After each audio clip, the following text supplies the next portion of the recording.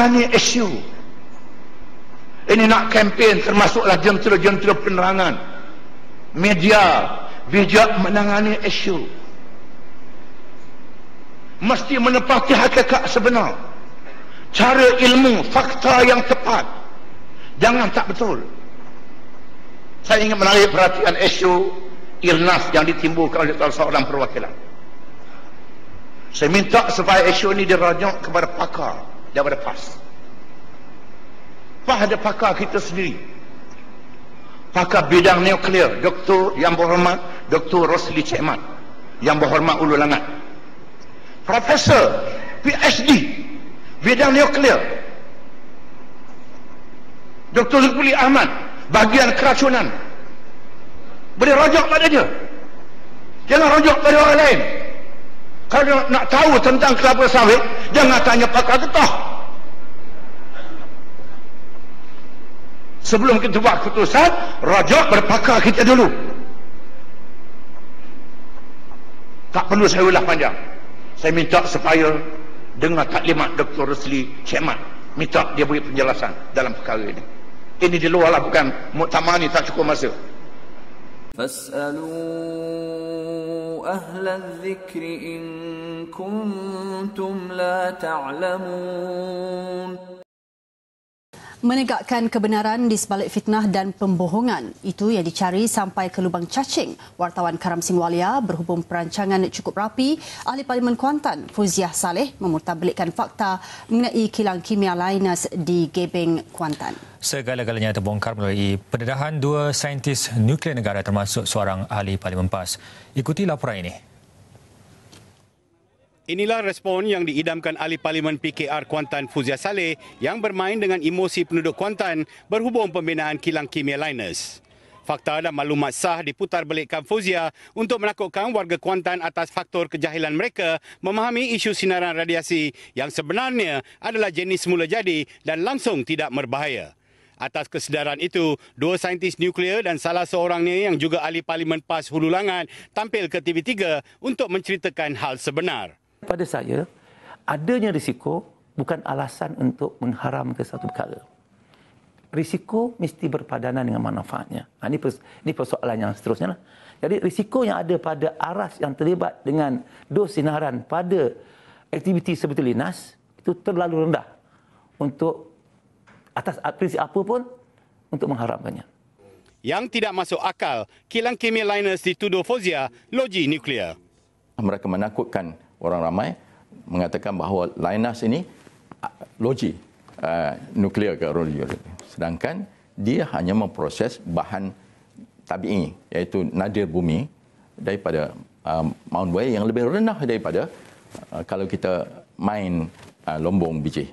Lebih rendah dari segi radiasinya. Bukan setakat itu, pakar antarabangsa serta agensi kerajaan yang memantau serta mengawal pembinaan serta operasi kilang Linus dikecam Fuziah sebagai tidak mempunyai kredibiliti.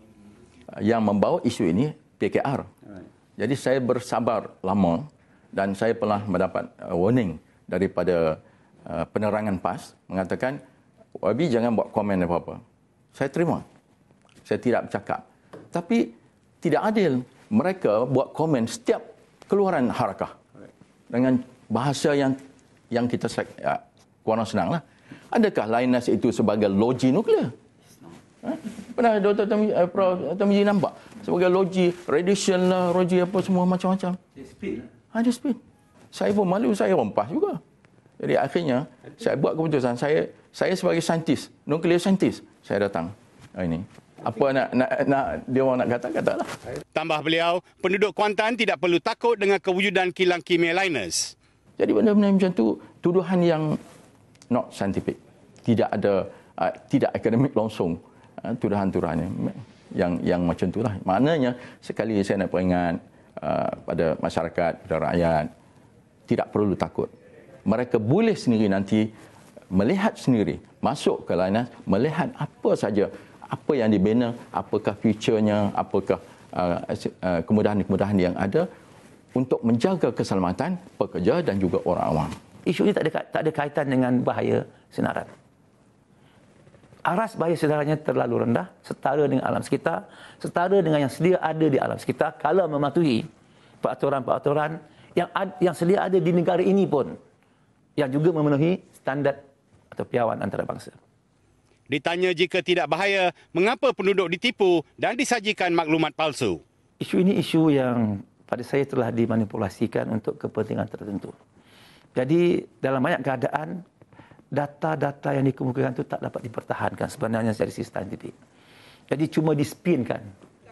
Beliau turut melahirkan rasa kesalnya jika kerajaan menunduk kepada desakan pihak tertentu untuk menghentikan operasi kilang kimia Linus. Jadi saya rasa sedihlah kalau kita negara ini membuat satu keputusan yang sangat besar, genting kepada kepentingan negara berdasarkan kepada emosi, berdasarkan propaganda dan tidak berdasarkan kepada ilmu, berdasarkan kepada kepakaran yang sedia ada dalam negara ini sebenarnya. Dr. Cik Rosli turut mengakui kepada saya kilang kimia Linus adalah selamat. Setelah saya melihat dari segi infrastrukturnya, dari segi bahan yang dibawa, saya sendiri mantau, monitor, Linus selamat. Dengan apa ni kaedah-kaedah yang akan digunakan dan dengan bantuan daripada agensi nuklear kita akan mantau, EALB akan mantau dan sebagainya dan juga environment. Profesor Ahmad Termizi pula menyangkal pembohongan Fuzia bahawa kilang Linus terbabit tidak dapat beroperasi di Australia kerana tidak dilesenkan kerajaan negara itu. Linus juga dapat lisens untuk melakukan proses ini di Australia. Tapi kos tinggi. Jadi pertimbangan di sini adalah pertimbangan ekonomi. Pertimbangan keperkesanan cost effectiveness. Jadi mereka memilih di Malaysia kerana Malaysia mempunyai infrastruktur yang baik dan kos pengeluaran per unit pengeluaran yang boleh bersaing di pasaran dunia. Jadi kita dipilih dalam konteks itu. Dan di sini pada pandangan saya satu peluang win-win situation. Sama-sama beruntung. Pendek kata, kedua-dua pakar sains nuklear ini bersetuju kilang kimia Linus adalah selamat untuk beroperasi selain bakal membawa pertumbuhan sektor ekonomi di Pahang ibarat daripada segenggam jadi segantang. Karam Singh Walia, TV3.